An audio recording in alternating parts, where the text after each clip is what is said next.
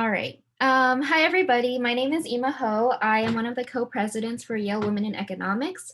So thank you guys all for coming to our senior thesis spotlight event. We have 4 amazing speakers lined up, all of them who are seniors in the econ department, some of them majoring econ, some in math. Econ and math. So thank you again to all the friends, family, students, faculty for coming. I'm gonna give a quick intro about the club before we get started. So the goal of Women in Economics is to support women, non-binary, and unrepresented minority students pursuing a degree in economics and to introduce more undergraduates to the field. To do so, we showcase a wide variety of fields and opportunities in economics, bring together undergraduates, grad students, and faculty, and host events like this one to celebrate the achievements of women in this discipline. We are dedicated to building a broad, supportive, and engaged community within the department. All right. And then just to kind of jump right in, our first speaker today is Melissa. Melissa is a senior double majoring in economics and stats and data science. She's from the suburbs of Philadelphia, where she resides with her 2 loving parents and older brother, and her wonderful grandparents are just down the street. Melissa's favorite part of her time with the economics department has been performing research with Professor Rohini Pandey on the gender gap for microenterprise outcomes. She's passionate about using technology to improve financial services and access to it. Outside of economics, Melissa loves listening to music, dancing with friends, coding a new idea, and playing Settlers of Catan. So now I'm going to pass over the screen to Melissa. So yeah.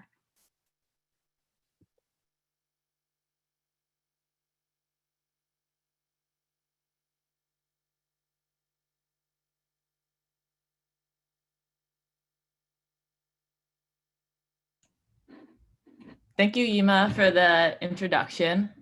Let me just play from current slide. Thank you so much for the introduction and for creating the space to share our research. I'm excited to hear about everyone's work. As Ima introduced, my name is Melissa, and for my senior project, I was interested in understanding why female-led microenterprises are more likely to close and use evidence from the Indian microfinance crisis as a setting to better understand the gap.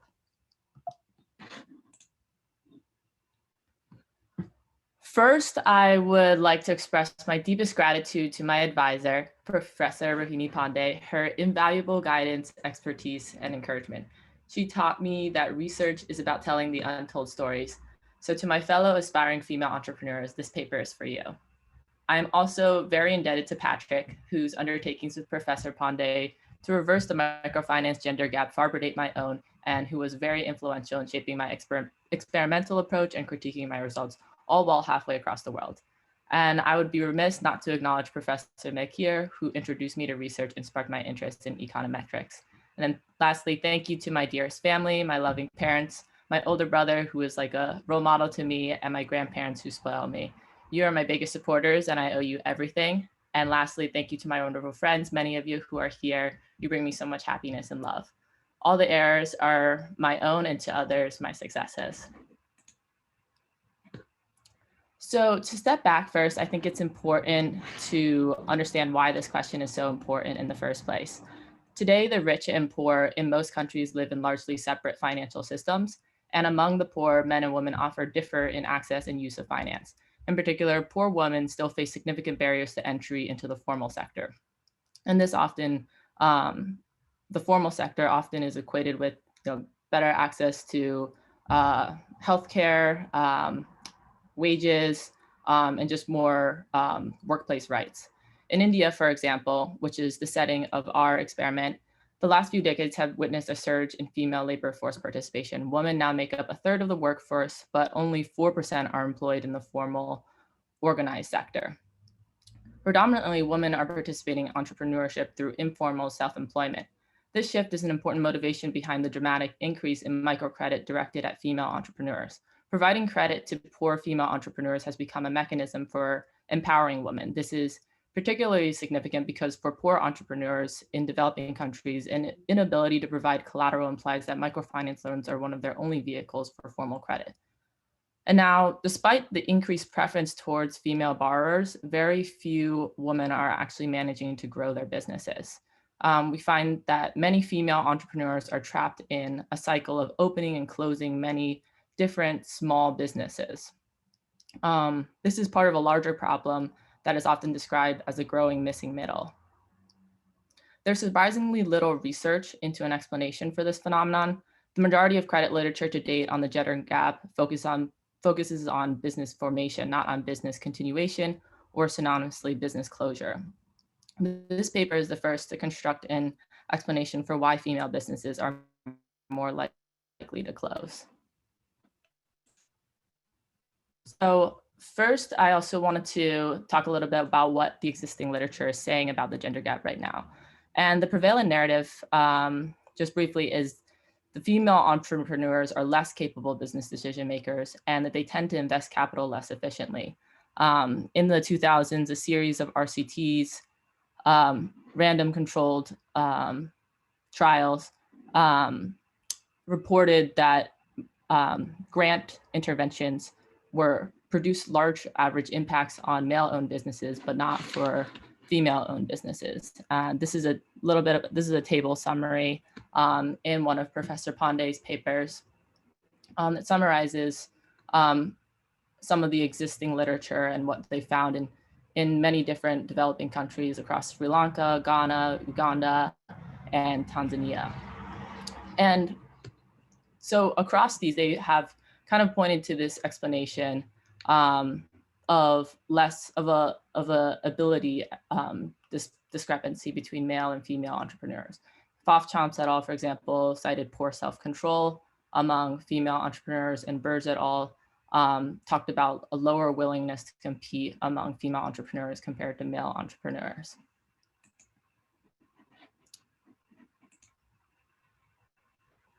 We wanted to better understand, we wanted to go back and better understand the gender gap. And we identified a unique natural experiment for this. We make use of a large and sudden dislocation in credit supply markets caused by the microfinance crisis in Andhra Pradesh, India. In October 2010, the AP state government suddenly suspended operations of all microfinance institutions through an emergency ordinance.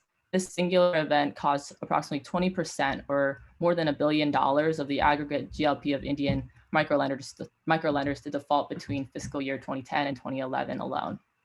And the effects of this rippled to nearly every state in India. Liquidity dried up across India as exposed lenders had to cut back on lending in all areas of operation in an attempt to repair their balance sheets. This large shock allowed us to treat it as an exogenous shock to credit supply in the absence of obvious concurrent demand shocks. And we borrow Brezet and Kinnon's framework in transmitting the shock through the balance sheet of exposed lenders. And so our experiment takes place in Kolkata, India, a different area of India, but we're able to still capture the effects of the AP shock through the balance sheets of these exposed microfinance institutions. And this setting is really unique in the fact that researchers for the first time had an opportunity to explore the counterfactual. What are the impacts of the loss of microfinance on low-income households and entrepreneurs? So finally, getting a little bit more into what we've done is our data comes from an experiment that Professor Pandey originally started in 2007, where they distributed loans to a group of microfinance clients in Kolkata and tracked them over the next, over a decade, actually. And Professor Pandey so kindly allowed me to borrow this data. I'm primarily focused on the 2010 and 2012 follow-on surveys, which are incidentally situated just before and after the AP crisis.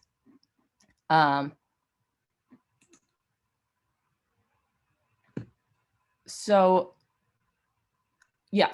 going into what we wanted to address in this paper was really three questions. Following the AP shock, is there a gender gap in business closures?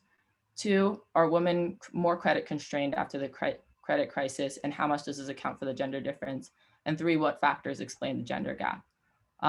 The the AP microfinance crisis was really a unique opportunity to understand the relative roles of liquidity versus other business and individual characteristics. So that's what we were really trying to separate in 2 and 3.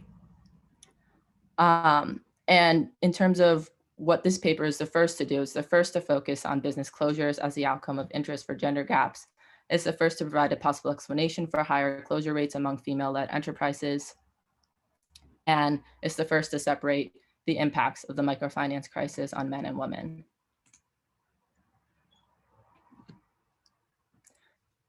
And I'll just run through this quickly since I know not everyone is an economics background here.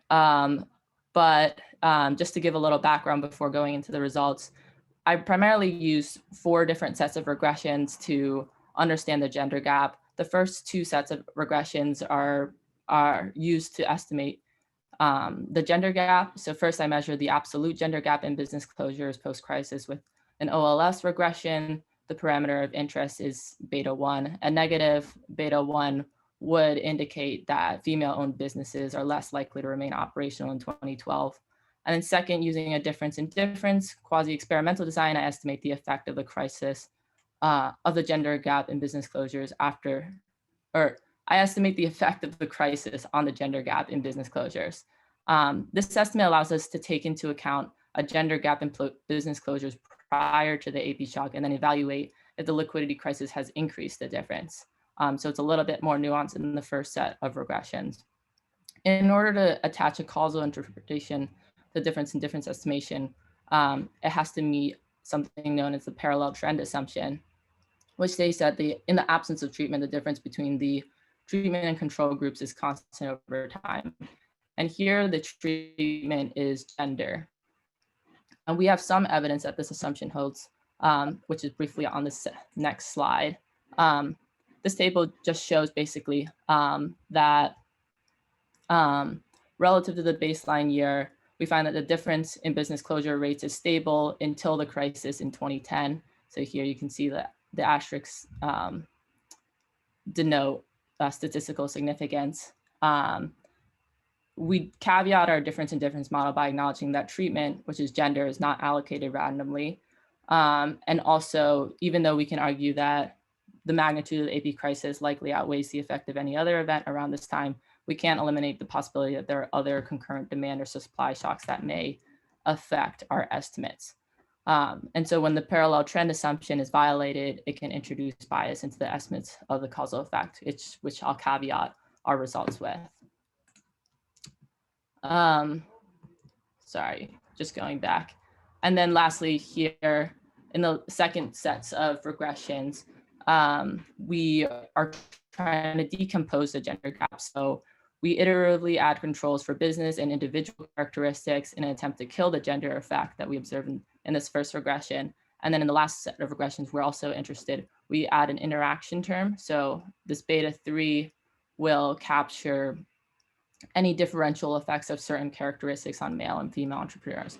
And that will make more sense when I explain the results.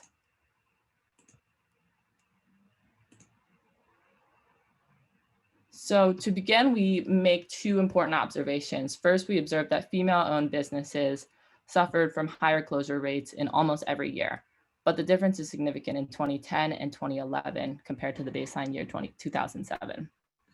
And to kind of get like a sense of the magnitude, in 2010, 13% of female-owned businesses closed, while only a comparative 5% of male-owned businesses shut down, when in 2007, these closure rates are almost equal. The other striking observation is that female entrepreneurs tended to close earlier in the survey period. And this partially explains the decline in female closure rates after 2010. And we see like a catch up in male ownership closures in 2012.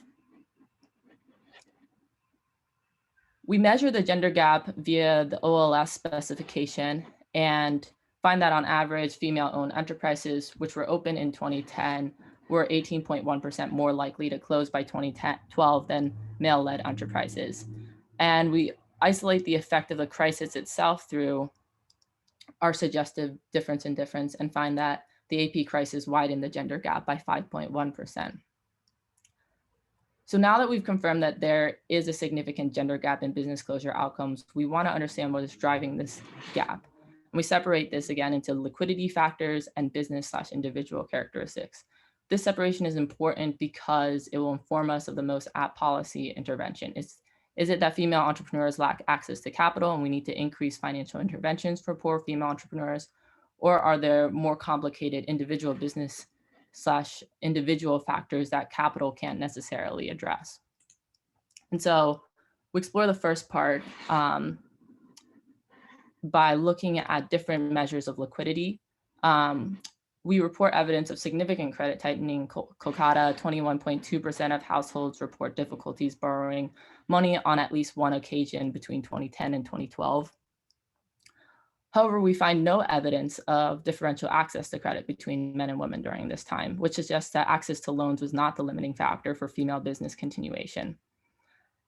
In the absence of easy credit, entrepreneurs were forced to seek capital elsewhere. And one such option was to liquidate part or all of their businesses. And here we do find evidence that women tend to accept lower prices for their stock and fixed assets, and usually at a steeper discount, which is what I'm showing here in this table.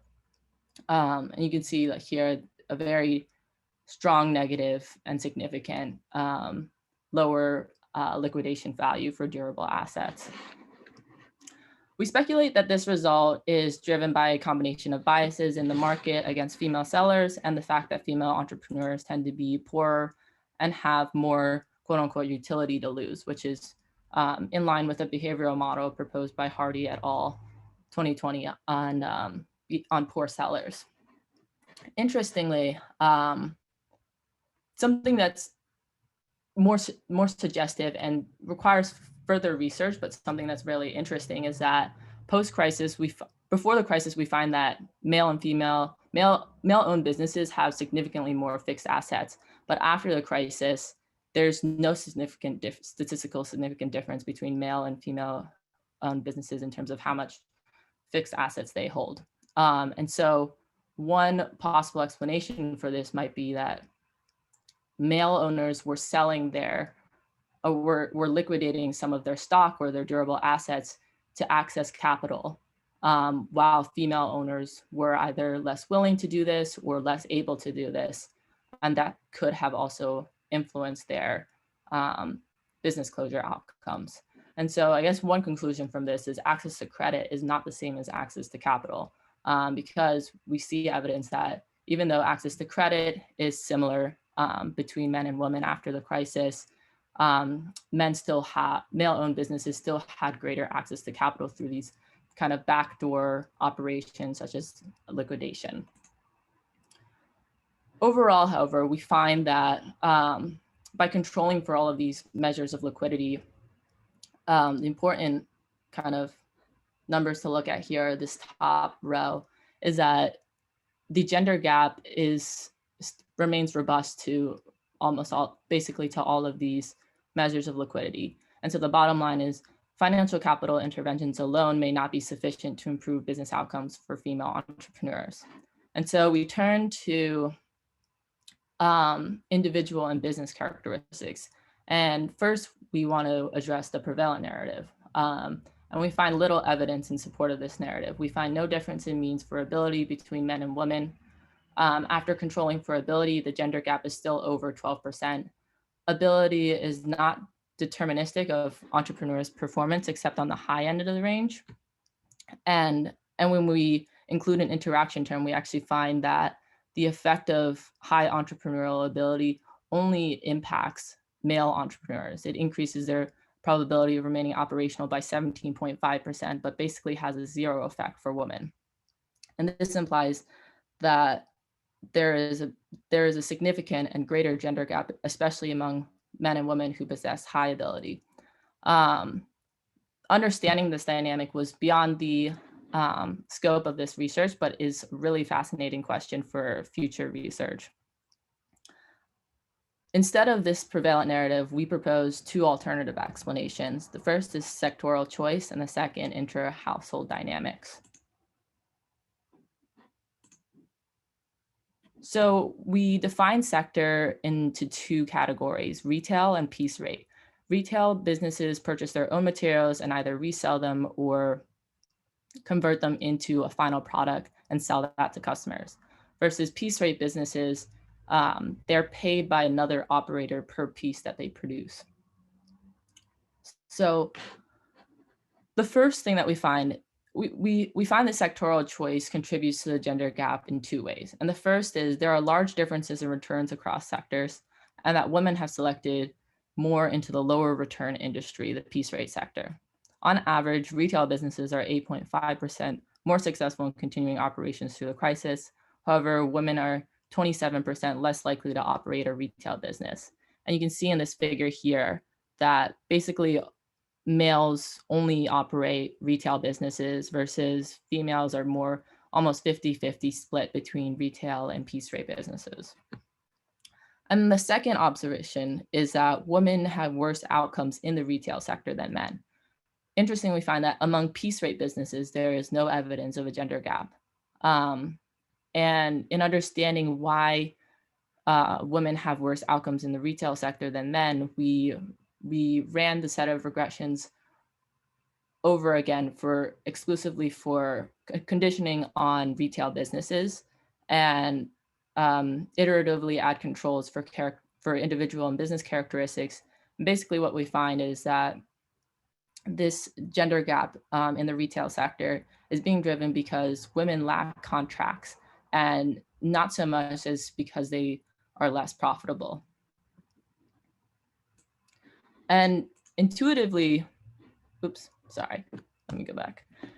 Intuitively, just to give stepping back from all the numbers, intuitively, it makes sense that retail businesses should be structurally better positioned to weather a shock. Piece rate businesses are reliant on third parties for contracts, and they lack their own channels for sales. This hinders visibility into cash flow and results in lumpiness. And they're probably also just more likely to be able to, or more easily cut out of the value chain if the third party is under stress. Meanwhile, retail operators, they own the entire value chain. And by nature of this, retail businesses tend to be more robust enterprises and are associated with higher profits, more fixed assets, more clients, more contracts, and more goods and services. And in a crisis, they can scale up and down more easily while remaining viable. And they also hold inventory that they can sell for immediate financial relief, which is something we had explored earlier with the differences in liquidation values for men and women. And the second part of our explanation that we found is that a clear pattern emerges when we consider the differences in household obligations for men and women. We find that closure outcomes post-crisis for women who are the sole enterprise owner in their household are indistinguishable for outcomes for male owners in multiple enterprise households. But we find that women who are in multiple enterprise households have much worse outcomes than the average male. And so this suggests that when women are perhaps more empowered, or there are less investment choices within the household, these businesses tend to perform better. And this is something that is an extension of Professor Pandey's enterprise household model, which proposes that money is fungible at the household level, and that women are not necessarily worse decision makers, but they're often investing within their household in the highest return investment, which often ends up being a male-owned enterprise. The second thing that we look at within intra-household dynamics is number of hours per week per enterprise owner. And we use this as a proxy for household burden, similar to the Mall et al. And the intuition behind this is just, if a woman has more household responsibilities, they are less able to spend time working on their business. We find that there's a significant gap between number of hours per week worked by male and female owners, as you can see in this graph over here. And among businesses in which owners can spend the same amount of time working, the gender gap is reduced by about 4.7%, which is pretty significant. And all in all, like some of these, we think that this is more speculative, but we think that this could partially explain why female-owned businesses close earlier in the survey period, because there are decisions that are being made at the household level. And similar in terms of investments, a similar decision might be occurring at the level of which business to close first. And of course, all of these things are connected. Both of these explanations are connected, and estimates are noisy, but we find, really interestingly that women who are sole enterprise owners tend to select into the retail sector. So there's a correlation between being a sole enterprise owner and being in this more attractive retail sector. And this makes sense given, the higher profit potential, more autonomy, and more scope for growth that retail businesses offer. And in line with that, sole enterprise owners are probably looking for that in terms of a revenue generator for their household. And then on the flip side of that, it's also easier to operate a piece rate business out of the home. Hence, women who are more homebound, it makes sense for them to operate piece rate businesses because in that case, they can take care of the family and domestic duties all while running their businesses. And so to conclude, several policy implications flow from these results. The main ones are that interventions directed towards moving female entrepreneurs out of home-based piece rate type of businesses could have significant effects.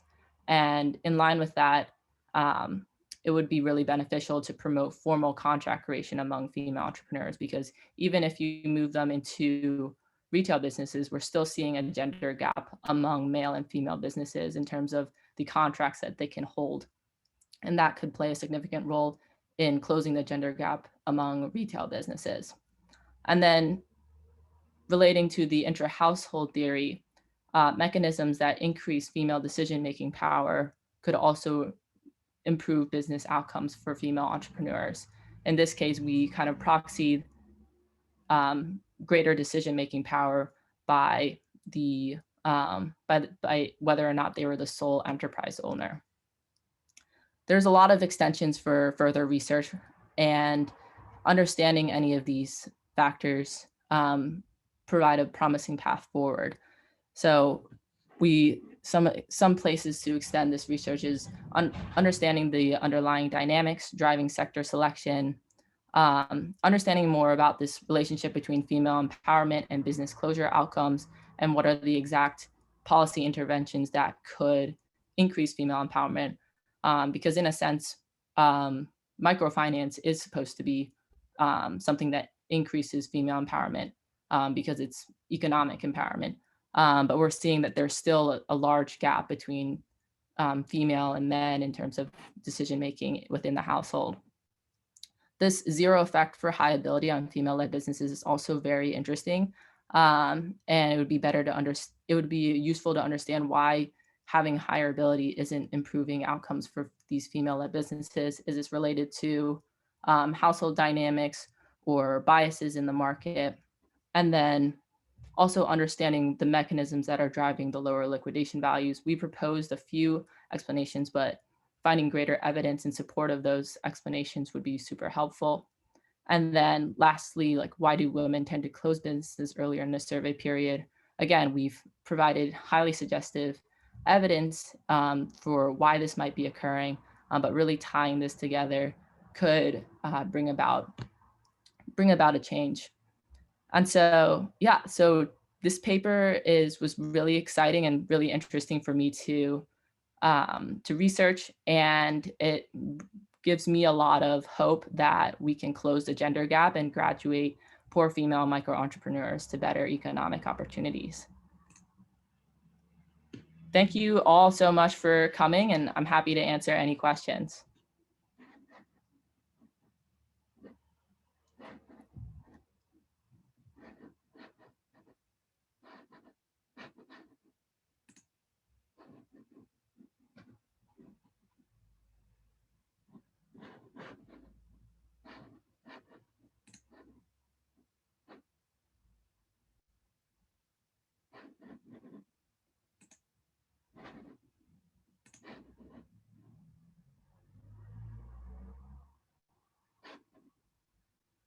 Seems like there aren't any questions. Yuma, do you want to take it away? Yes, I can take it away from here. Okay. Thank you so much, Melissa. That was amazing. Our next speaker is Lauren Harris. Lauren is a senior from Philadelphia majoring in econ and math. She is very interested in questions surrounding inequality, health, and education. At Yale, she has been able to engage with these questions both within the econ department and as a member of the independent party of the YPU and community health educators. She especially looks forward to continuing her work in gender next year at Stanford, where she will begin her PhD in economics. All right, Lauren. Thank you so much, Ima. I will share my screen. Okay, so today I will be presenting my senior thesis project, Estimating Female Attrition from STEM Occupations.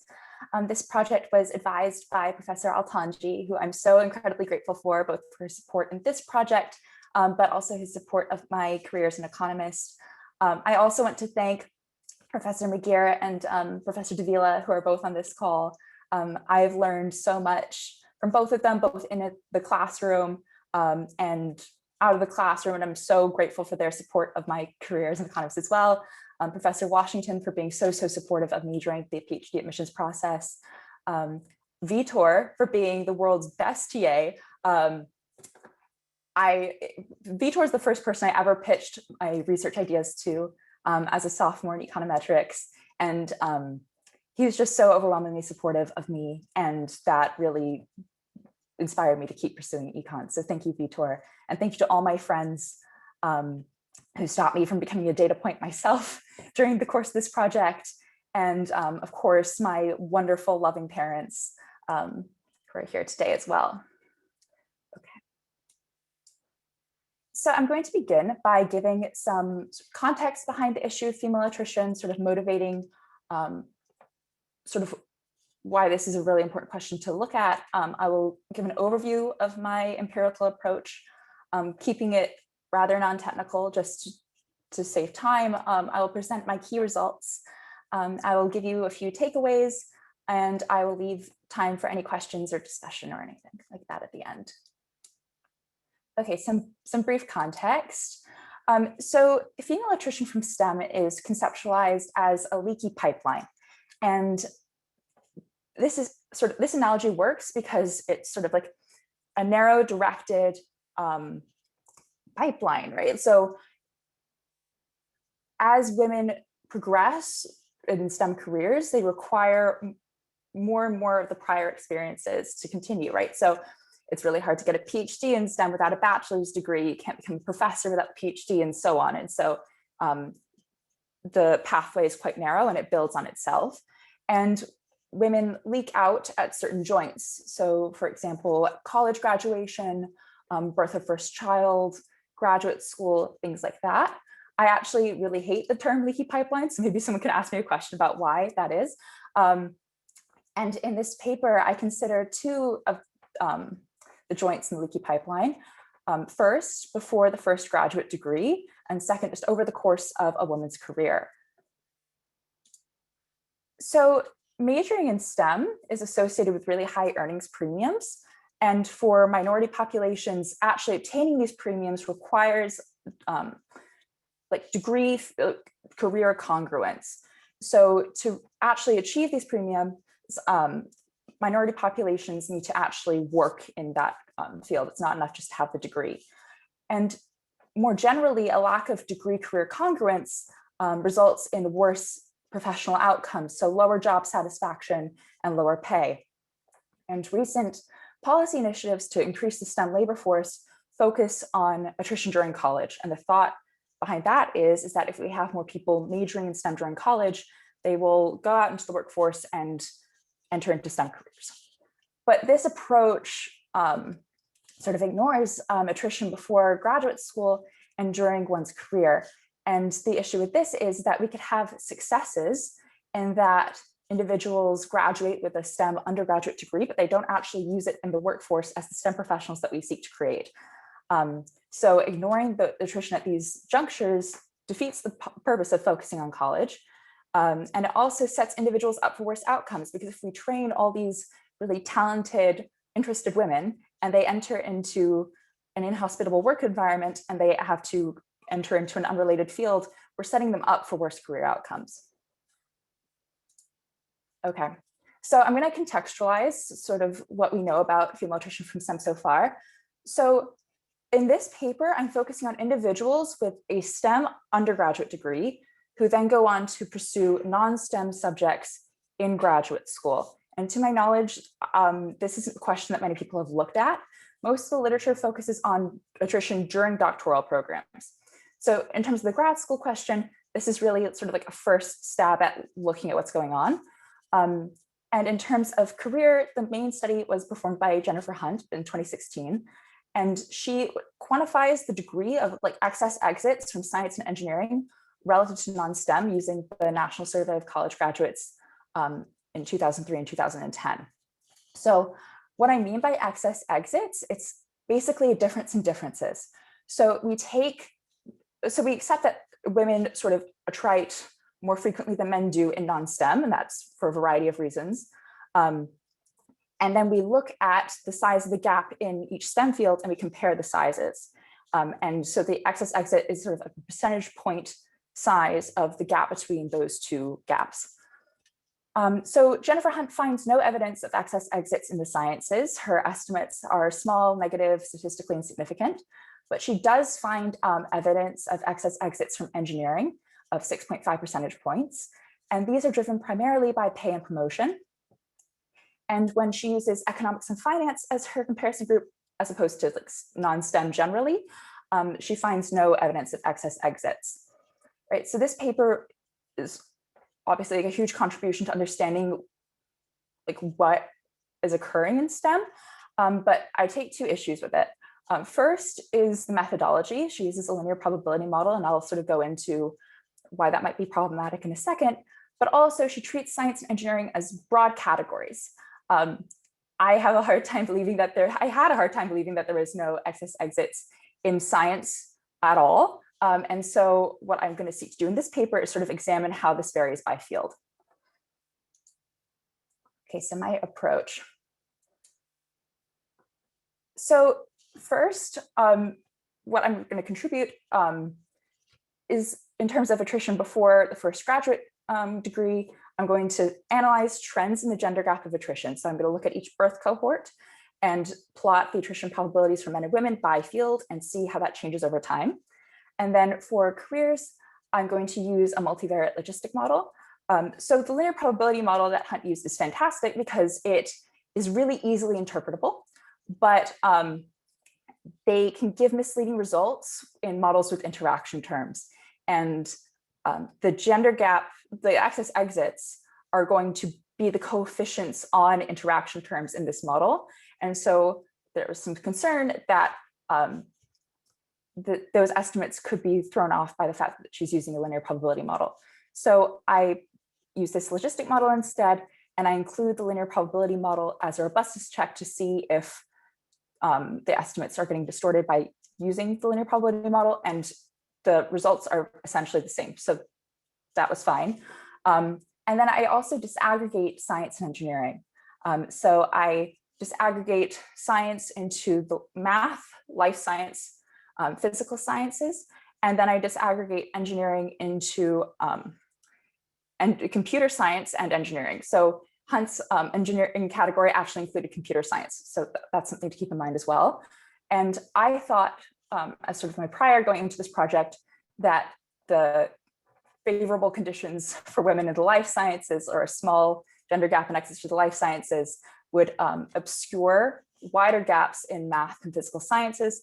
And so I use both aggregated and disaggregated science engineering categories to see if disaggregation does make a difference. And it does. So the empirical strategy for the graduate school part of my paper is very simple. It's just literally predicting probabilities. So I'm not going to go over it in detail. But for career, it's a bit more complicated. So I have several attrition measures that I work with in this project. So I have a measure where individuals are working in an unrelated field. And this is sort of them endorsing that they work in an unrelated field. It's a question on the survey. not working, or both, which is like a pooled measure that includes both individuals who aren't working and who are working in unrelated fields. And then I also have measures for working in an unrelated field for a given reason. So individuals who are working in an unrelated field were asked to check all the reasons why they were doing so, and then they were asked to pick the first and second most important ones. And I'll go over what those reasons are in a second. And then I implement a logit bootstrap procedure to get my differences estimate. So first, I compute the differences in probability of attrition for men and women, conditional on having their highest degree be in a certain field. And this assumes that men and women have the same distribution of covariates, which is not a particularly strong assumption. And this will give the average of the gender differences across 2003 and 2010. And then I repeat this for each of the STEM fields and for my non-STEM comparison group. So I use two different groups, just like Hunt does. I use non-STEM generally, and then economics and finance. And economics and finance, interestingly, is a really good comparison group because the men in econ and finance and the men in non-STEM have very similar attrition probabilities, but the women are more likely to attrit from econ and finance. So it's an interesting way to sort of look at the effect of the share of men in the field. And then what I do is I take a difference in differences between the first differences I compute in each of the fields. So I'm going to get into some of my results. These are just the ones I thought you would find most interesting. If you want to talk about some of the other results that I mentioned in questions, I'm happy to do that as well. So this is what I found in terms of trends of attrition before the first graduate degree. So each of these plots, it corresponds to a different 6-year birth cohort. And across the x-axis, we can see each of the fields. And so let's just start by looking at math as an example. So in the first birth cohort, we can see that men are actually more likely than women to pursue a non-STEM graduate degree after receiving a math bachelor's degree, right? And then in the second birth cohort, we actually see that this gap is completely closed. And then we see that women are more likely to leave, and so on. And by the last birth cohort, the gap is completely flipped. And we actually see this pattern across every one of these fields. So looking at the careers that people pursue after this, actually pursuing a non-STEM graduate degree does not preclude going back to STEM. Actually, a lot of people do become engineers in particular after receiving a non-STEM graduate degree. It's just that men are more likely than women to do this. Men are actually also more likely to go into management and sales, which are very lucrative fields, whereas women are more likely to go into teaching. So this sort of like corroborates a pattern found in the literature, and it sort of hints at this idea that men's attrition from STEM and women's attrition from STEM are very different because men tend to go into higher paying fields with a bit more prestige, whereas women sort of are less likely to go back into STEM and then more likely to go into sort of stereotypical fields for women. So this is actually just the sample averages of what the attrition probabilities look like. So this is without any controls, but I like this graphic because it shows sort of a tension that I find in this research. So I'm computing the differences in the gaps, but that leaves out levels from the discussion. And I think it's really important to contextualize the gaps in terms of the level of attrition. So for example, in the life sciences, it has a tiny gender gap in attrition relative to the other fields. If you take the differences, it's negative relative to non-STEM. So things look, if you just look at the differences estimates, things look pretty rosy for women in life sciences. But if we look at the level of attrition, it's the second highest. Whereas if we look at computer science and engineering, the gaps are the largest, but the attrition rates for women are the lowest. So I just wanted to let you see this graphic just to get a sense of what the patterns are across fields in terms of levels, and to also keep in mind that a sort of negative differences estimate does not necessarily correspond to better conditions or anything like that. So these are my results for the pooled attrition measure. I can go over what my controls are in detail in questions if people are interested, but I would focus on columns 4 and 5. So 4 is just full controls, controlling for job preferences, detailed degree fields. And then 5 is the same specification as 4, but relative to economics and finance. And so we see using these aggregated degree field categories that we get a small negative statistically insignificant estimate for excess exits from science, which is what Hunt got. And we get a large positive statistically significant estimate for exits from engineering, which is also what Hunt got. And then we can see a very similar pattern to what she had, that the exits are no longer statistically significant relative to economics and finance for engineering, and that they're, of course, can be negative and large for science as a whole. But when we disaggregate, again, focusing on columns 4 and 5, we see a different pattern start to emerge. So if we focus on science first, we see in mathematics and physical sciences, the estimates aren't statistically significant, but they are positive and small, which is what we would expect.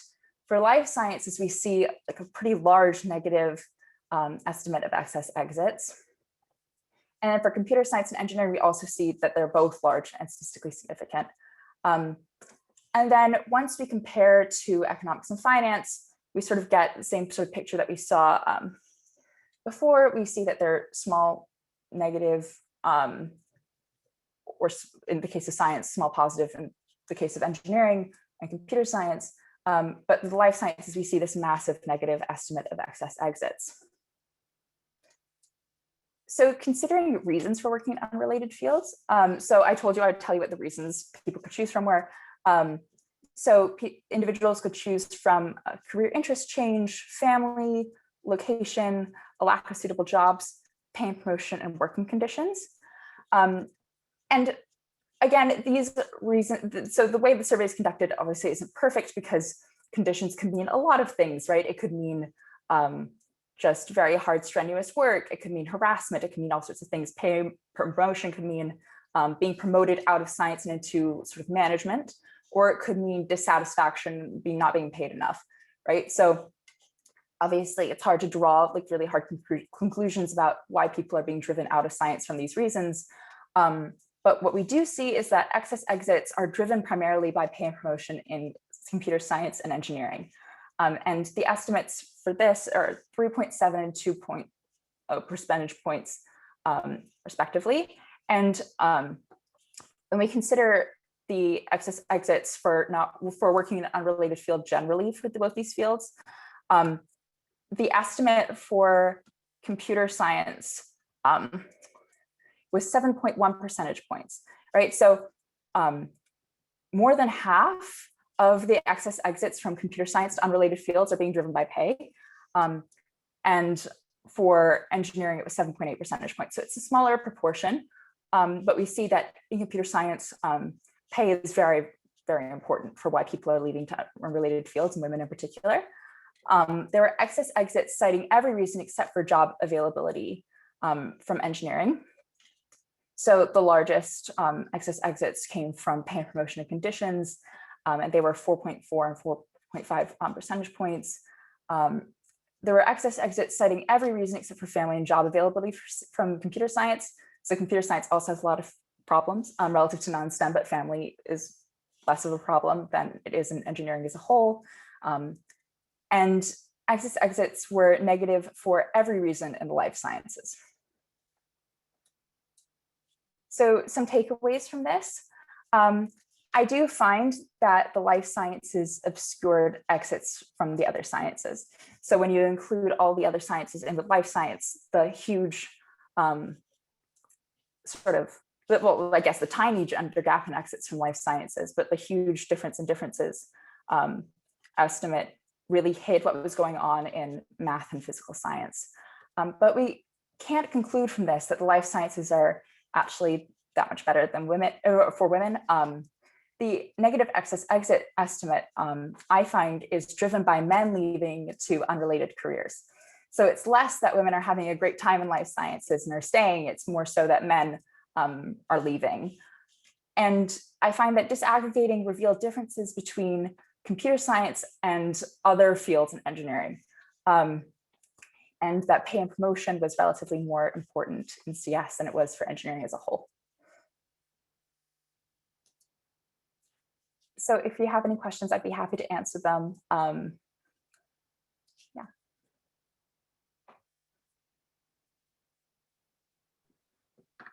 Are advisors allowed to ask questions? Please do. So one of the things I think that with more time, potentially, there are two things maybe you could have done. Did you look at children? I don't remember. You have the family reasons, but there is data on children, and I was wondering if you had actually looked at any point at timing of movements out of, say, into a non-related occupation associated with having children. So I didn't get a chance to look at that. Hunt does look at the presence of children. She does a regression with looking at children and excess exits, and she doesn't find that it's important. But I do plan to redo this entire thing, Joe, just so you know, and I will look at children. So I mean, I'll include that. Another thing you could do would be, this is getting away from the kind of overall research design, but you could look at changes, because you do have panel data for a fair number of people. And so potentially you could look at trade-offs in kind of wage earnings changes and the occupation changes, and do these differ between men and women? And the evidence seems to be that almost certainly is that they do. Because you have the women moving to teaching, the men moving to management. Potentially look at those around, again, marriage or children as well. Yeah, I definitely will, and I'll keep in touch this summer as I hopefully try and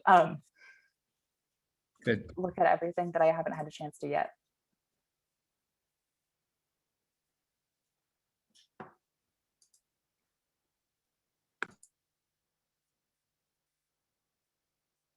Someone should ask me why I hate the term the leaky pipeline. I love talking about it. Lauren, why do you hate the term the leaky pipeline? Thank you, Emma. That's such a great question. So I hate the term leaky pipeline because it's so passive, right? Like everyone just sort of shrugs their shoulders and go, like, why are women just like magically leaking out of STEM careers? And I think like there are decisions made by people that cause women to leave STEM, right? Like it's not just a thing that happens.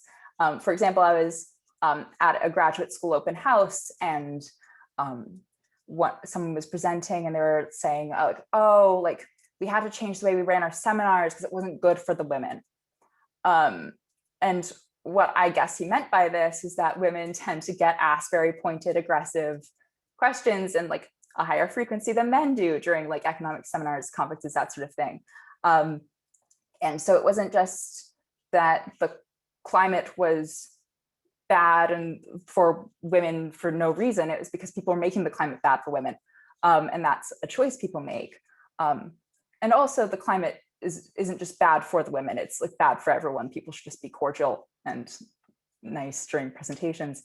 But like, I think like language is really important, and sort of like acting as though women leaving STEM is just something that happens and it's not the result of choices people can make and people can change is really dangerous. Oh, Melissa, do you have any questions for me?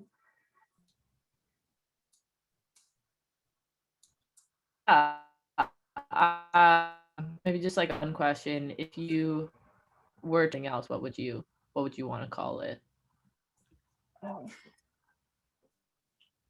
Like if you came up with your own term for it. Yeah, I mean, it's hard to come up with like a good visual.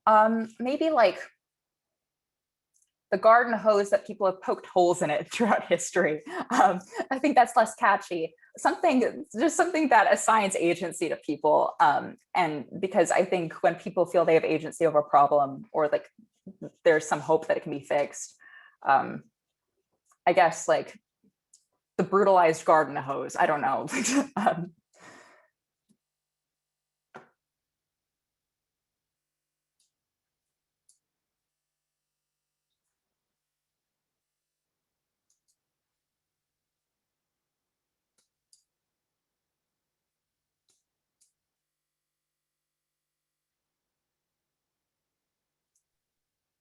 All right, any final questions for Lauren? If not, we can go to our next speaker, Anna Hope. Anna Hope was a 7th semester senior this fall in Morse College, and she graduated with a degree in economics. During the fall semester, she completed a 1-semester thesis with the help of with the help of her advisor, Paul Goldsmith Pinkham. At Yale, she was involved with the Yale Layer magazine, the CCE program, and the women's club rugby team. In addition to her interest in economics, Anna Hope is also a photographer.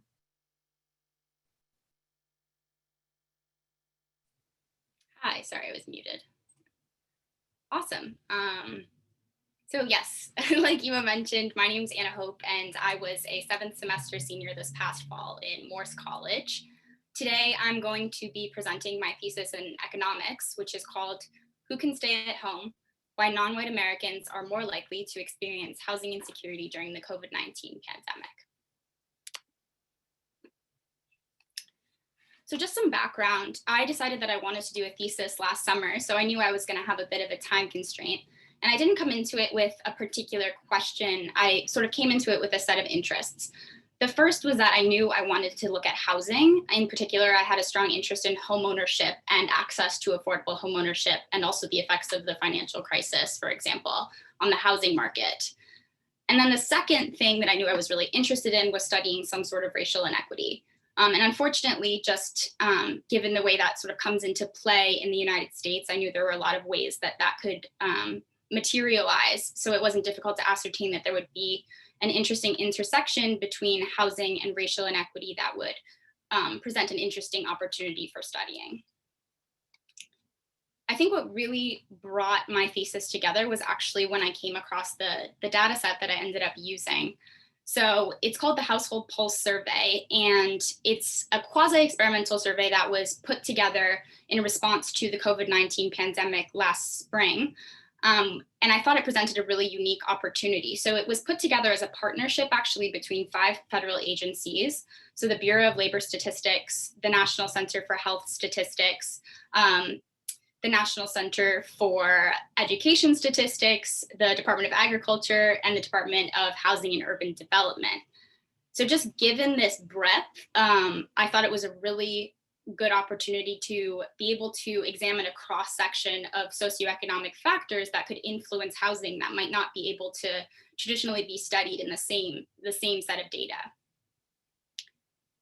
And so I just also want to mention in relation to tools, working with survey data was something I didn't really have experience in. It was a pretty challenging process, and it was definitely made possible by this package called Survey, which helped me do 2 key things. The first was that I was able to reweigh the individual observations in a way that was representative of the population size and demographic breakdown on a national level of the United States. And I think this was crucial because it sort of really made the implications of the analysis very clear, in that I was not just looking at the respondents of the survey, but I was able to sort of paint a picture of what was happening on a broader level. But then the second thing was that the survey package provided a lot of tools to adjust the standard errors accordingly and account for the fact that I was using weighted survey data, which, as you can imagine, has quite large standard errors. So it sort of made that possible.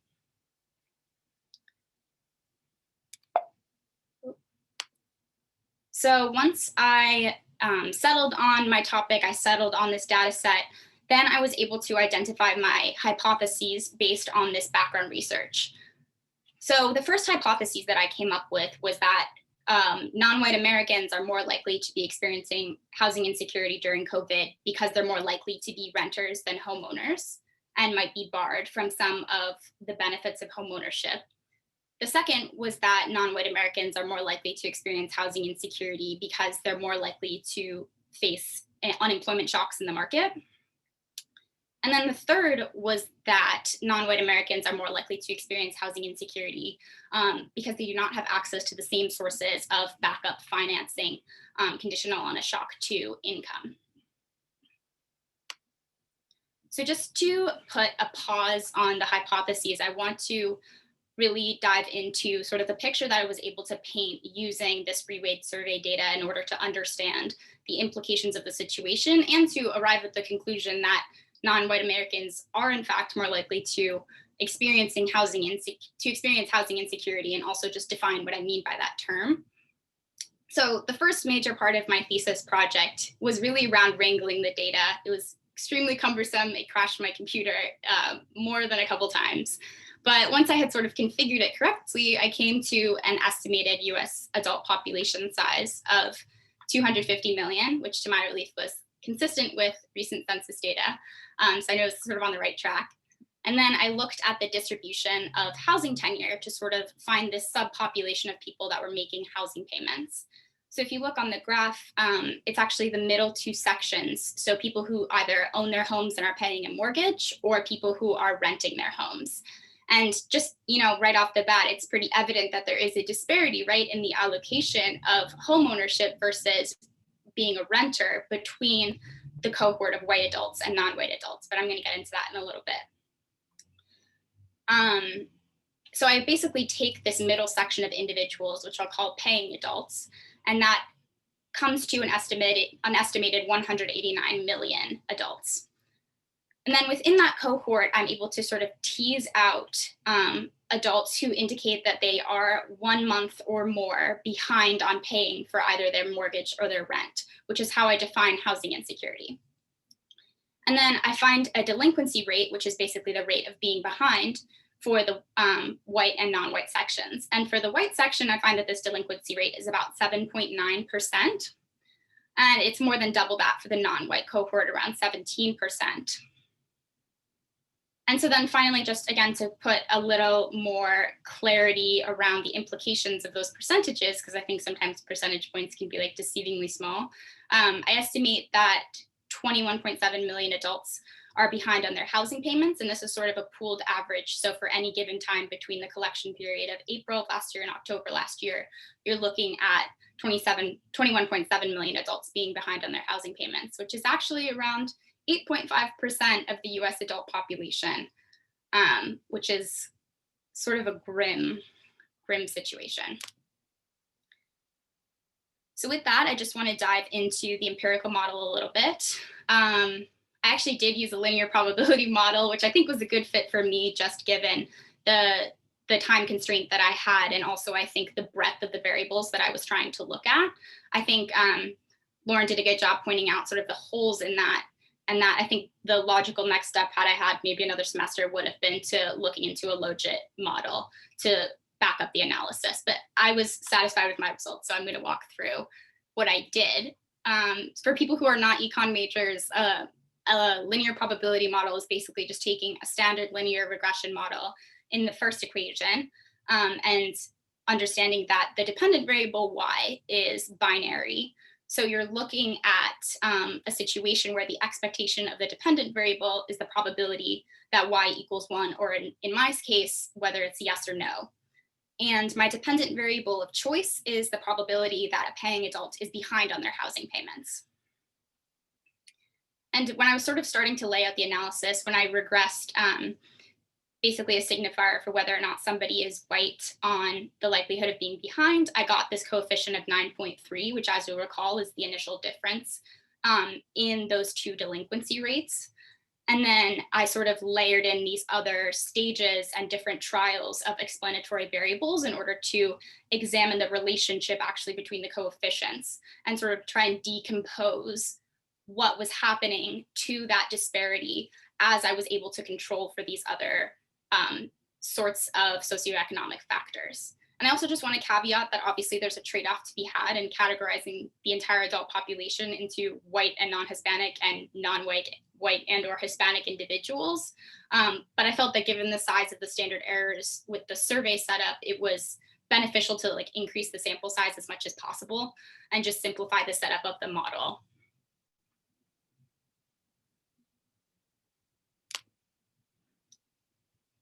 So I covered a lot of ground in my analysis. So I'm just going to pick out some of the outcomes that I thought were maybe the most important or the most surprising to me. So the first thing that stood out was that controlling for 2019 income bracket and education right off the bat explained a significant portion of the initial differential. And I think this is somewhat self-explanatory, but the magnitude of those factors alone really stood out to me. So the next finding relates to my first hypothesis about renting versus owning. So I went into it after having done my background research thinking that, okay, we have this disparity. Maybe it's because renters in general are worse off. Maybe they weren't able to save for a down payment. So maybe that's an indication they have less savings in general. Maybe there's something else happening. And we know that oftentimes non-white adults have been barred from home ownership in different ways. So I went into thinking that perhaps that's what's driving the disparity. But it turned out that it didn't actually shake out that way, because once I did separate analysis and just did different ways of just looking at the disparity between renters within the renter cohort and the disparity between homeowners, I found that the gap was actually more stark for renters. So it wasn't just that all renters were worse off, although it was that in an equivalent manner, it was that actually there was some sort of difference in the way that white renters and non-white renters, conditional on demographic factors, were able to keep up with their housing payments. To me, this was a signifier that there is some sort of source of income or payment that white adults have been able to access in order to keep up with their housing payments that is not present for the non-white cohort. So another thing that came up, which I thought was interesting, was along the side of employment data. I was really excited because I was able to control for voluntary versus involuntary unemployment. And basically, when you look at the unemployment rates in the data set, they're actually fairly comparable among the two cohorts, which was a little surprising to me at first. But once I dug into it, what I found was that it was actually picking up on some nuance. So the white cohort was a lot more likely to be unemployed for reasons such as being retired, actually, or voluntarily opting out of work because of safety concerns. Whereas the non-white cohort was a lot more likely to report that they were unemployed because they had been sick or laid off or furloughed. And again, I thought that maybe this could be driving the disparity, but I sort of, once I teased it out and looked at it more closely, I found that actually it was sort of a similar picture where the gap was actually worse amongst people who had experienced involuntary unemployment. So another way of sort of describing that is that being able to keep up with housing payments was more contingent on employment status for the non-white cohort than it was for the white cohort. And then the last hypothesis that I looked into was, I think the most interesting to me, but I think also the most experimental or maybe the least fleshed out. I utilized a set of variables in this data set that were related to patterns of consumption and the way that that had changed in the face of the pandemic. And in particular, I focused on a question that analyzed what sources of spending people were turning to if their income stream had been disrupted, say because they had lost their job or because they had been working reduced hours due to COVID, or maybe like there was some sort of pay freeze. And I found that there was actually a pretty big disparity in the types of sources that people had access to finance their consumption in general. And I found that the non-white population was disproportionately more likely to have to rely on informal sources of financing, such as borrowing money from friends or family, whereas the white cohort was much more likely to be able to rely on formal channels of income, such as savings or selling assets, which we might call like non-labor income or some general form of wealth. And I also just wanted to point out that that was the biggest differential outside of education and income that explained the gap in payment probability. So just to wrap up and sort of summarize, what I found was that non-white adults were not more likely to be behind on housing payments than white adults because they're more likely to be renters or because they're more likely to be involuntarily unemployed, although both those things are true. Instead, what sort of emerged was this mosaic of signals circling around the idea that in the face of the COVID emergency, white adults have more resources to sort of weather this storm, right? And to keep up with their housing payments. Whereas the non-white cohort is much more likely to fall behind and thus be placed at risk of eviction and foreclosure. So in my background research, I found a quote in a paper by Muffet and Ziliak, which described the US safety net as a patchwork of different programs, which had many holes even prior to the pandemic. And unfortunately, this has turned out to be the case over the course of the last year.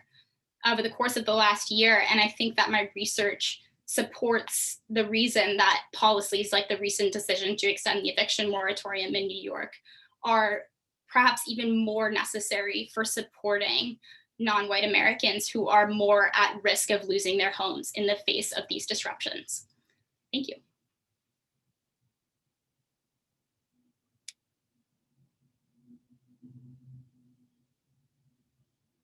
Oh, I will take any questions.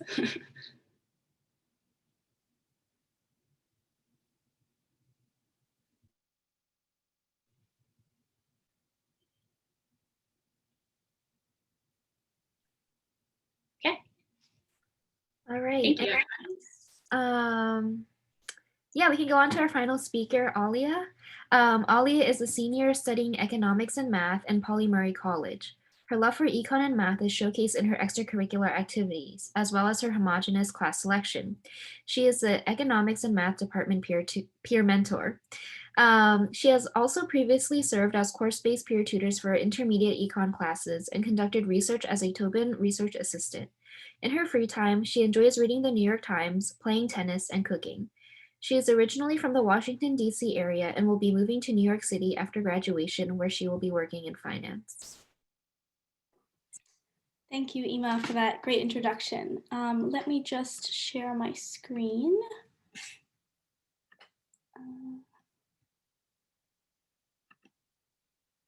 Great. Hopefully everyone can see the presentation. So I'm going to talk briefly about the work that I've done for my thesis titled Macro-prudential Policy Communication During COVID-19. I know we're a bit short on time, so I'll give more of a 3,000-foot view, but yeah. So a brief outline so you know what lies ahead. So first, I'm going to talk about how I came up with this topic and then explain what macro-prudential policy is and why I was interested in policy communication as opposed to policy itself. This will naturally lend itself to a brief discussion of the existing literature. After we set the stage, I will then just jump right into my analysis by discussing my methods first, and then I'm just going to highlight some of the more interesting results that I found. Lastly, I'll end with a discussion. I know that this event is meant to be geared towards juniors, so I'll also maybe provide a bit of advice from a senior that has done a economics thesis. If you have any questions, feel free to interrupt me and just unmute yourself. I'll try and leave time at the end for questions. So just jumping right into my thesis. There were kind of two key observations that motivated my thesis. So firstly, as you can see from this graph, from late January to early April, countries were busy. More than 50 countries took financial policy action and made announcements, and 40% of those announcements represented macro-prudential policy. So upon first glance, I found a lot of variety among financial authorities in both the actions taken and the degree of specification in their macro-prudential policy announcements. So for example, while many central banks have allowed banks to operate below Basel III liquidity coverage ratio requirements, only some have outlined by how much can banks draw down their buffers, while others haven't. There's similar variation in other measures of macro-prudential policy communication across both the developed and the developing economies, such as like loan management and capital buffers. Just taking a step back, macro-prudential policy has really seen a re-emphasis in importance, really post like the 2008 financial crisis. And this is the first major world economic crisis, COVID-19. And so it would be very interesting to be able to ex post evaluate these policies after this pandemic is over. However, to do that, we need a way to characterize or compare them coherently, since there are no clear, specific, globally coordinated macro-prudential policy rules. So that kind of led me to my first question, which is, how can we characterize or compare these policy communications across countries, especially since we see such heterogeneity. The second key observation was this graph by Cavallino, which shows the market reactions to central bank communications. So in particular, the authors superimposed central bank policy announcements of select advanced economies on these countries' respective equity prices of like major indices. So if you stare at these graphs long enough, it's pretty striking to note that Fed policy announcements appear to almost perfectly align with distinct market reactions across all respective countries' markets. So that's kind of the top left graph here. Other countries' central banks do not seem to have this effect on even their own markets. So if you look at the UK, like when they make announcements, it's not at a peak or a trough. Given this interesting observation and just the importance of the dollar in the world, so 60% of all US dollars are held abroad, 61% of all foreign bank reserves are in USD, it would make sense that US financial policy would have an effect on other countries' financial markets, given just how important the dollar is. So I kind of derived two questions from these observations. Firstly, can we quantify the directional domestic market reactions to macro-prudential policies? So are they supporting markets as in their mandate? They're a negative market reaction, no market reaction. And secondly, what is the US's macro-prudential policy effect on other countries? And can we actually measure that? So some of you may be wondering, what even is macro-prudential policy? And the goal of macro-prudential policy is to ensure financial-wide stability. So to explain this concept, I'm just going to give a quick analogy where each college under Yale is a bank, which together makes up the financial system of Yale. So macro-prudential policy is often defined in contrast to micro-prudential policy. So for micro-prudential policy, we care about each college, whereas for macro policy, we care about Yale as a whole, and each college insofar as it doesn't cause instability to the greater Yale name. So you might think, if I care about each college strongly, then doesn't that imply that Yale will also be protected? Kind of the sum of the parts is the whole logic. I'm going to give an example of what goes wrong with this logic, which represents a world without macro-prudential policy. It follows a very typical Giannakopoulos leverage cycle for those that have studied that. So let's say Yale is booming. Students are making lots of money and putting it in their college banks. The college banks have lots of money from these students and therefore are making lots of loans. Since times are good and generally they seem lucrative, college banks might lower some of their loan to value or margin requirements. So they might start to give, $99 mortgages for $100 off-campus housing. Each bank has lots of money and is lending lots of money, so that may seem reasonable. Overall, though, total lending and lending per collateral, so credit or leverage, is increasing within this Yale financial system. So let's say some person sends a campus-wide email which announces that they're concerned about the quality of these loans and they start shorting them or shorting this currency, which actually we can talk about that triggering the Asian financial crisis. Alternatively, you could say that some of the students who earn the typical $13 Tobin research assistant salary are having trouble paying their mortgage payments and they start defaulting. So there's an actual fundamental reason why. Suddenly there's panic. Everyone goes to their college bank to get their money, but the banks don't have cash on hand. So they're facing a liquidity crisis. They start selling their assets at really low prices to try and get more cash today. For some of them, these banks, they become insolvent because the total value of their assets is less than what they owe. Banks aren't lending out anymore, except at super high margin requirements due to uncertainty and the bad economic state. We're in a depression. This is a pretty bad outcome. So macro-prudential policy has both a preemptive and a reactive component. So there's a putting sprinklers in your house and there's a fire truck spraying with water. So in this case, in this analogy, we could enhance resilience by requiring banks to put aside some of that earlier cash as kind of a counter-cyclical capital requirement, and to have enough cash to pay short-term liabilities if other assets face high stress. Note, this isn't always great for enhancing economic activity because you're not making as many loans today in good times. We also have the putting out the fire case. So in this downturn, we want banks to keep lending. So we can change the way they account for loan losses and margin requirements, or allow them to hold less capital than normal. So that's kind of what macro-prudential policy is. During this period, I always looked during COVID-19, which is a putting out the fire scene. And so we're hoping that the mandate of this policy is to uphold and support the markets as much as possible. So just a quick note on why we should care about policy communication, not just policy itself. So this is wrong. You should trust people's words. There's kind of two reasons. One, practically, a lot of these regulations, these financial regulations, are imposed over time in a staged manner. So it's pretty hard to analyze actual changes to policy until much later and often in retrospect. The second reason why I looked at policy communication is very much theoretical. So people in the market generally make decisions about the future based on expectations. So when there's a communication event, we assume that agents then go forward incorporating this information into their financial decisions. It's kind of linked to the idea of the efficient market hypothesis, which states that prices reflect all information.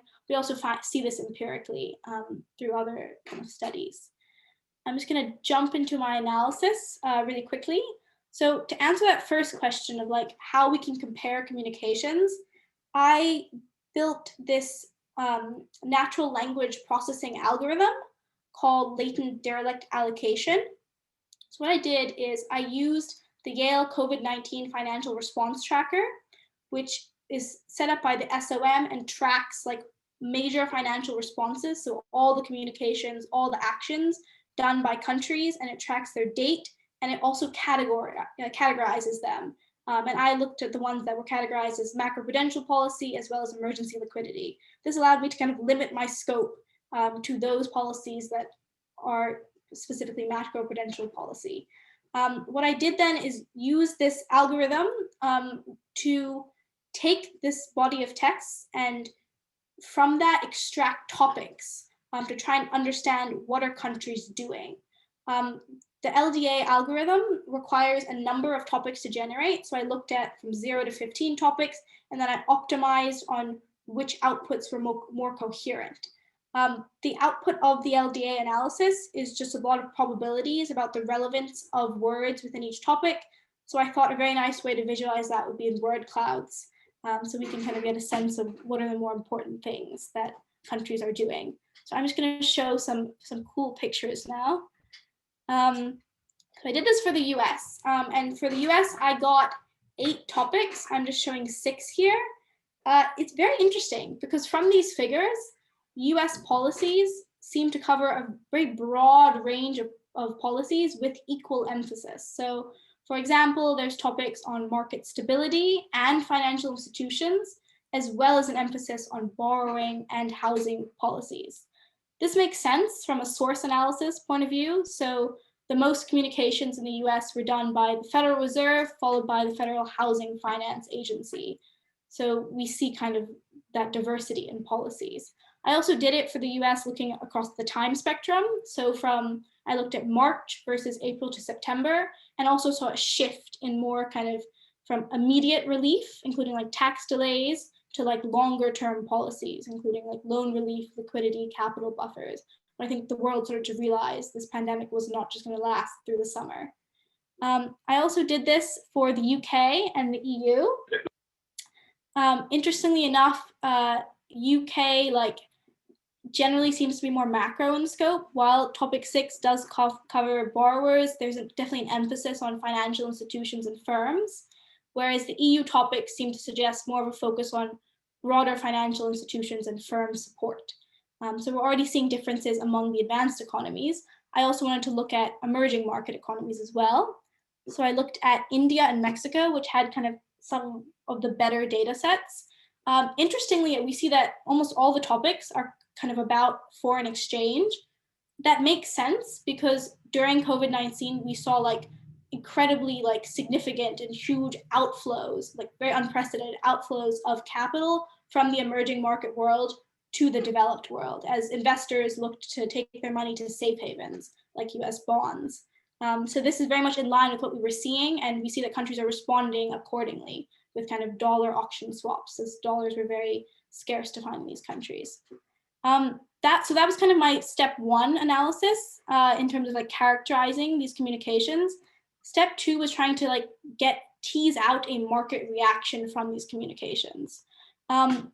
So if we consider our understanding of macro-prudential policy, there's two cases, right? The preventative and the crisis reaction groups. We're looking at the crisis reaction. So we would expect a positive direction on the effective return. So what I looked at was a bunch of key financial variables, including like major market indices, FX, a bunch of different yields in the bond market.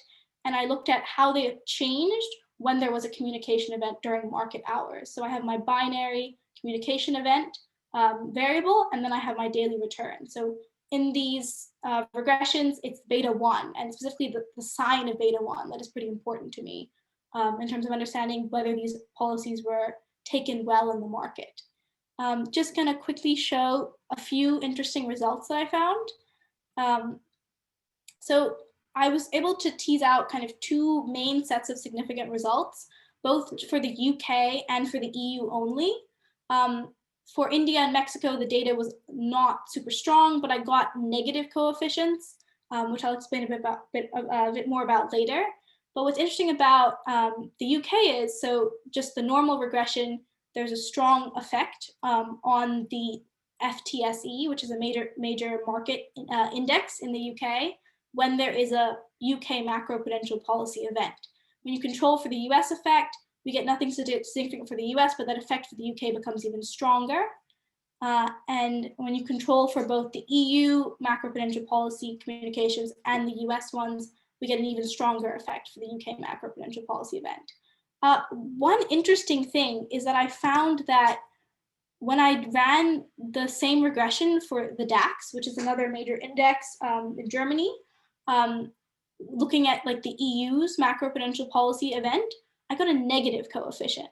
So that would imply that when the EU makes a macro-prudential policy announcement, the market reacts negatively in a bad direction, which is not the mandate of macro-prudential policy at all. So that is puzzling, and I think that warrants further discussion, which kind of leads me to the looking ahead slide. And I think in this slide, I just want to cover one important topic, which is the second bullet point. I was looking at like the effect on the returns of various financial variables when there was a communication event. I think it could be very likely that we are seeing the effect of the communication event actually in volatility as opposed to the actual variable itself.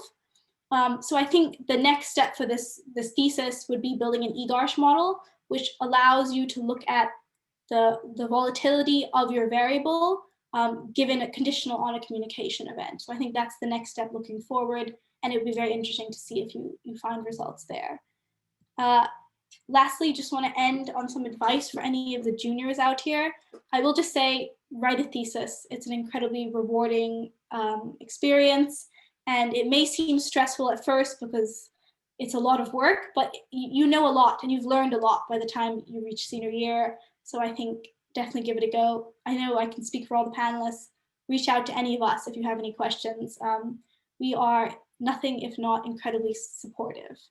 So with that, I will stop sharing and hand it back to Ima unless there are questions. Apologies for the rush. I just didn't want to take up too much of your time on this beautiful day.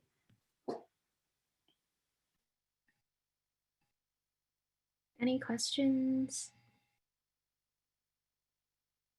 And one final plug for any juniors out there, Alya and all the other peer mentors put together this like fabulous like resources, like testimonials list on I think it's on the peer mentors website, or at least you can find it using the econ department's website.